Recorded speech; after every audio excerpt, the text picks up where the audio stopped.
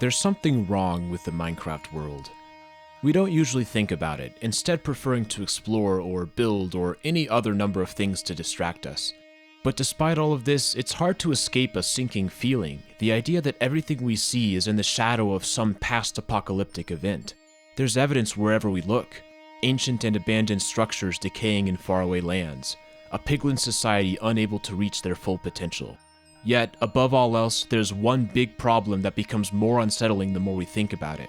Throughout this world, there are undead enemies everywhere. Zombies, skeletons. During nighttime, an unthinkably large number of them begin to appear. They're very similar in size to the player. They can use much of the same equipment. It implies that there used to be an ancient species that had colonized the entire overworld, from the deserts to the ice fields. Yet, for some reason, every single one of them was infected, becoming undead. And through this seemingly mundane occurrence, hidden in plain sight is one of the most important questions in the entire game of Minecraft. What happened? Welcome to Deep Dive, a series where we have been exploring the secrets of Minecraft. Tonight, we are finally going to look at what may be one of the most important events in the history of the Minecraft world. What happened to the ancient builders? This is a video that will certainly be best if you're completely caught up on the Deep Dive series, especially with these videos here. However, I'll still bring you along even if you haven't seen them. Just know that there will be some spoilers.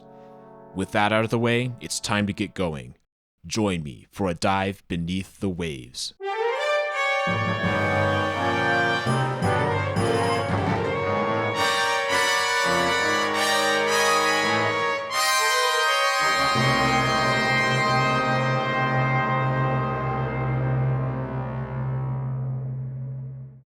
We're gonna take a journey back in time.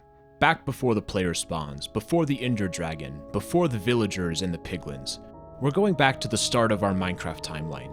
The world is a much more peaceful place. Animals roam the land, eating grass and flowers. It's a new world, untainted by the presence of intelligent life. It's balanced, and the ecosystem grows and evolves naturally. But wait, out in the distance, there's a new group. They're humanoid and possess a sharp intelligence, and perhaps their most unique trait is their capability of construction. These are the ancient builders. Their true origin is unknown, yet here they are, quickly developing a society. These builders are extremely curious. They analyze the world around them, asking tough questions like why and what would happen if we tried this. They're experimentalists at heart, not happy with the current state of things. Instead, they look towards the future and want to progress themselves. It starts out simple. The builders discover that wood is a useful material which can be used to create a crafting table. This allows for the construction of tools, a pickaxe which is suited for breaking stone. It doesn't end there. Stone can be used to make an even better pickaxe, or a sword, a tool useful for slaying the animals of the land for food. It can also create a furnace. No longer do they need to cook meat on a campfire. The furnace has the powerful property of being able to refine special types of rock called ores. This produces iron, a far tougher and more durable material. Iron pickaxes chew through rocks. They can also mine diamond, an even stronger material found deep underground. As their society begins to grow, they start to become more organized. They construct massive underground mines, necessary to get valuable resources to the surface. The builders no longer need to worry about basic needs like food and water. They can now afford to experiment with more complex technology. For example, the builders are discovering that there is a hidden layer to the world, a special type of magical energy. When harnessed, this energy can be infused into equipment, adding unique properties. Certain materials are more susceptible than others. Gold appears to be particularly attracted to magical energy. Such benefits make the builders extremely resilient against the elements and dangers of the world, and they can now begin to spread out, settling in new places. Saddles coincide with the domestication of the horse, providing an effective land transportation method. The builders discover how to construct ships which can traverse the vast oceans with ease. This is helped by the development of redstone, allowing for timekeeping and navigational assistance from compasses. The builders continue to tinker with magic, and they start to think about various ways that elements could be combined. And in doing so, they make a startling discovery. Obsidian and heat creates a mysterious portal to a new dimension. The elements are extremely hostile, but it's worth the journey. The nether contains powerful magical components. Using these, the builders discover potion brewing, a third use for magical energy. They construct massive nether fortresses as a place to farm blaze powder. But the nether has another draw to it. Deep underground, there's a new material called netherite. It allows the builders to upgrade their diamond tools. It's so strong that the builders begin to construct bastions, outposts where they can set up mining operations to bring netherite to the overworld. Then, a startling development. Pigs, brought to the nether as a food source, have been transformed by the heat. Now they're piglins, a sentient species who are similarly intelligent to the builders. But the builders don't care about that. In the piglins, they see little more than a group capable of doing the dangerous netherite mining for them. So they dominate them, redesigning the bastions to make it very dangerous to leave. They move their portals to distant locations, trapping the piglins and giving them no choice but to mine. If the piglins never know anything else, perhaps they won't rebel. Back in the overworld, the builders are discovering new technology at an amazing rate. The eye from an ancient sea beast can be used to construct a conduit, which allows for safe building underwater. The builders create even bigger ships designed to go on deep-sea hunting expeditions. The group has also domesticated phantoms, a flying beast that is attracted to weakness, which can be used for search and rescue operations. Their society is flourishing with new discoveries. And then, suddenly, visitors. Out of the void, a group of mysterious figures appears. They are tall, they can teleport using ender pearls, and they're allergic to water. But they're just as smart as the builders, possessing the same instinct to create an experiment. These endermen come from a faraway dimension. They've discovered how to get to the overworld, but not how to return. The builders, however, have experience with interdimensional teleportation, and they know that heat and hard materials are two crucial components. Working together with the endermen, they discover how to create the end portal using materials the endermen brought with them. Blaze powder from the nether combined with an ender pearl and a special frame is the secret formula. The endermen can finally return to their home world, and the builders follow them. What happens next is a rich exchange of ideas. Endermen explore the mysteries of the overworld and the nether, while the builders discover the bizarre properties of the end. It is a period of collaboration and unity never before seen in the Minecraft world. But something is starting to happen. Some of the builders are transforming, becoming grisly, half-dead versions of themselves. And this is happening in the nether too. Some of the piglins are exhibiting similar symptoms. It could spread very easily. A bite from one of these infected beings would cause similar effects in the victim. It appears as though the builders have a novel disease on their hands. And they start to realize that this had the potential to become a serious problem. If unchecked, the plague could consume the land.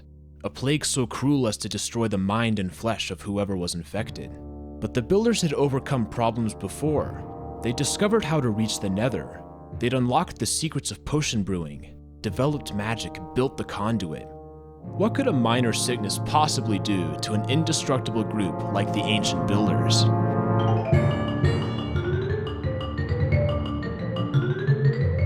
So the race was on to find a cure, and the builders put their vast library of knowledge to use. The virus, while deadly, was still relatively contained, but they couldn't delay as it would spread quickly with a bite, and the growing number of zombies had the builders cautious for the future. So the builders organized a conference with their best and brightest minds. The great scientists and leaders collectively had a chance to solve this problem. But how? Maybe if they could understand the plague, they could understand how to exploit its weaknesses. The plague seemed to be magical in some way. It only affected certain beings, and while the builders were highly susceptible, some mobs were not. This included all nether mobs, as well as enemies like spiders. Cows and sheep and other livestock were not affected. The endermen were safe as well. What if there was a way to use parts of the mobs that were immune? Could that possibly lead them to a cure?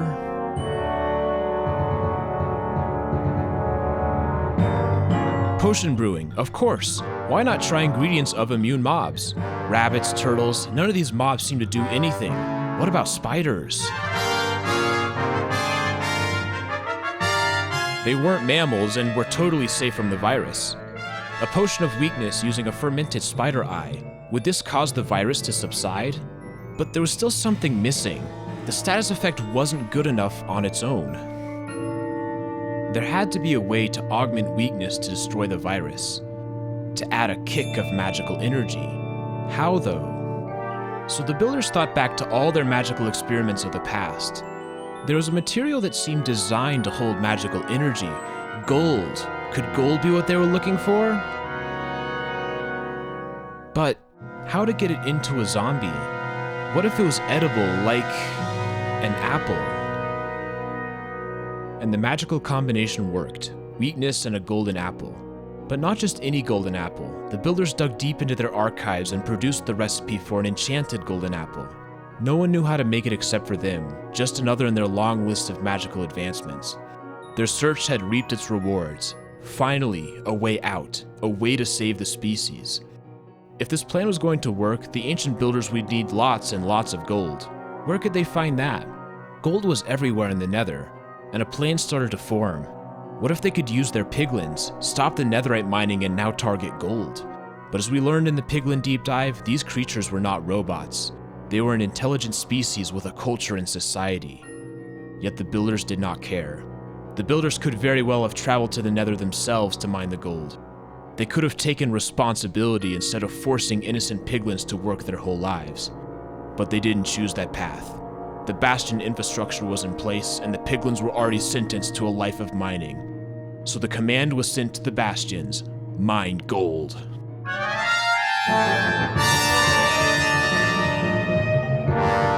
The piglins went into the dark mines and they toiled away, working harder than ever, forced by the ancient builders. The builders organized trips, moving gold from the bastions to the portal to the overworld, where apples could be created. They became quite efficient, with specialized chests on either side of the portals designed to ease the process. Yet, a question presented itself. Where were the builders going to store this gold anyways? Vast troves of a valuable material presented a tempting target for thieves and raiders. It would need to be kept in a location that was extremely well defended, but simultaneously, it needed to be very easy to access by an authorized builder during an emergency. And then, a brilliant idea. The ocean. The builders already employed a vast navy. Could they store the gold somewhere deep underwater, perhaps along established trade routes? Building underwater was not tricky. They'd been experimenting with a conduit for years, which provided protection and oxygen. Perhaps they could design a structure that took advantage of this, impossible to access without a conduit and easy with one. They could also construct a powerful golem as a defense mechanism, a being that would protect the life-saving gold at all costs, a guardian.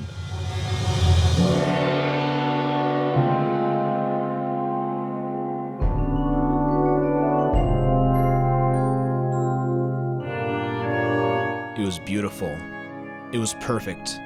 It accomplished their goals, all with the signature flair of their construction style. This would be a monument to their success against the virus. The gold stored within was proof of their superior intellect, their inability to fail, their control over the natural world. The builders were prepared for the worst, but they would come out on top. After all, what could go wrong? But despite their best efforts, the plague continued to spread. It didn't seem to matter how much gold they brought from the Nether, the disease always outpaced them. So they made the piglins work harder and harder, more gold. Why wasn't it working? Why were things getting worse? Was it possible they'd made a mistake? Where's this virus even from anyways? And then it dawned upon them. All of their efforts, all of their mining operations, their vast ocean networks were only creating more issues. Because the virus wasn't from the overworld after all. No. The builders were bringing more than just gold from the Nether.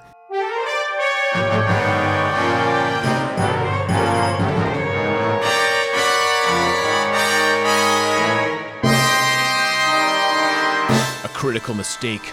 All of their efforts to stop the spread of the virus were only bringing it to more places. Their ships, their Nether chests. Oh no, it was everywhere. The builders were beginning to recognize the true depth of their error. Their search and rescue phantoms, infected. Their capability to seek out weakness only brought the virus to the most faraway lands. Their horses, some of them were infected too. Terror began to set in. Was this the end? The overworld was quickly becoming uninhabitable. So the builders began to retreat, modifying the strongholds deep underground to serve as a defensive location for the time being. But this would not work in the long term. The disease was still able to get underground. The issue is that the overworld provided the perfect conditions for the disease to thrive. While it originated in the Nether, the heat caused it to be relatively contained. Furthermore, all of the native mobs had developed a natural immunity. But in the cooler overworld, the virus was no longer suppressed. It also found a huge population who were susceptible, leading to the explosion of zombification. But the builders are seeing it in retrospect. What good does that do now? The world is broken. They can't go to the Nether without spreading the virus further. The end, while safer, is still inhospitable to the builders. No, they need something else. They need to think outside the box. What the builders need is another dimension, an escape. So they turn to the endermen. The builders ask if it would be possible to create a portal to a new dimension. But the endermen had become wary of the builders, distrustful of the way they treated the piglins, and unamused by their hubris. Why should the endermen risk their own lives to save the builders from a downfall of their own design? The answer is no. But the builders cannot accept it. Desperate for survival, they turn on the endermen. They send whoever they have left to the end, armed with swords and deadly liquid water. They threaten the endermen, either try to make a portal or the builders would slay as many of them as they could until they were defeated.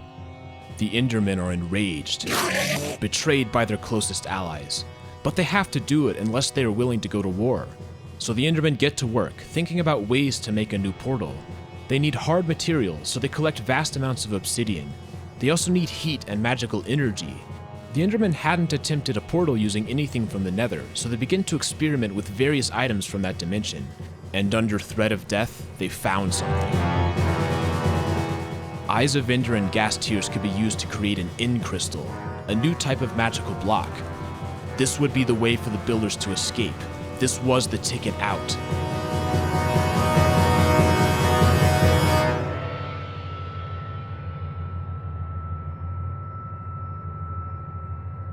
So the endermen construct the portal, a huge design with 10 obsidian pillars. One by one, they place the end crystals on the towers. The builders watch anxiously, ready to cheat death and escape their certain doom. And enderman places the final crystal.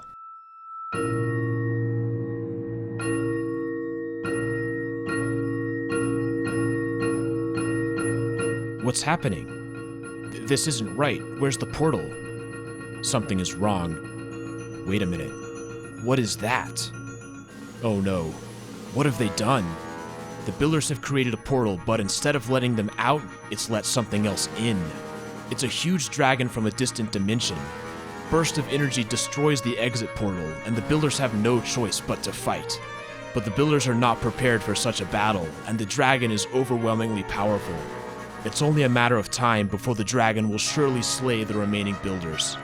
The builders have doomed not only themselves, but the endermen too.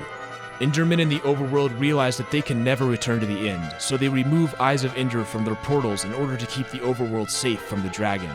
They destroy their stashes of gas tears and seal off the stronghold from the surface to prevent anyone from accidentally unleashing the beast. The endermen are exiled, but they know that they could at least keep the overworld and its inhabitants safe. Perhaps, one day, the dragon could be defeated, but they are incapable of doing it themselves. It's a new world.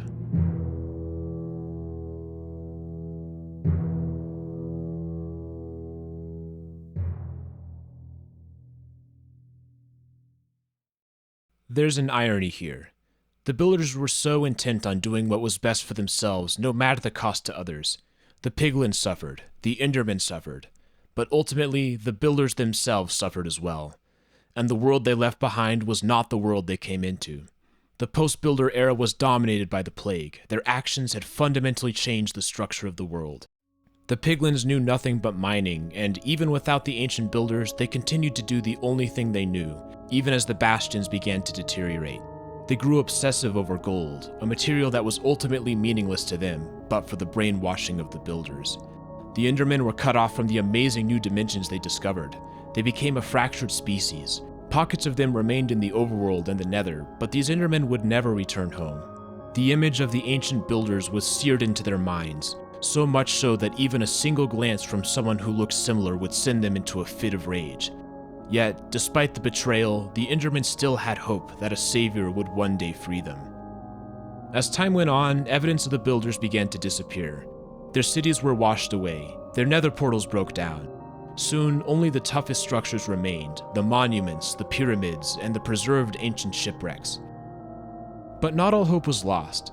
The world slowly began to heal over the course of thousands of years. New societies began to develop, the peaceful villagers and eventually the witches and illagers. These groups learned to survive in this brutal environment. The shadow of the builders' actions remained. The zombie plague was now a deep part of the dynamics of the overworld. Yet there were societies built to overcome such issues. It didn't have to be this way. The builders didn't have to abuse the world around them. But it happened, and everyone paid the price. And then, one day, from the void, a newcomer spawns into the world for the first time. Who are they, and why are they here? That's a story for another day. There we have it. That's my theory. As with all deep dives, I encourage you not to think of this as absolute truth. Instead, consider the facts and make up your own opinion. I'm really excited to hear your thoughts. Leave a comment below and tell me if this seems plausible to you.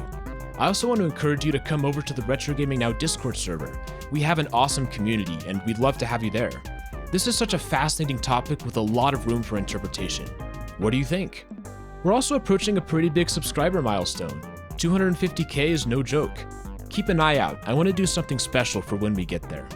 We'll go ahead and end with that. This has been RetroGamingNow. Thank you so much for watching, and I'll see everyone in the next video. Have a great day.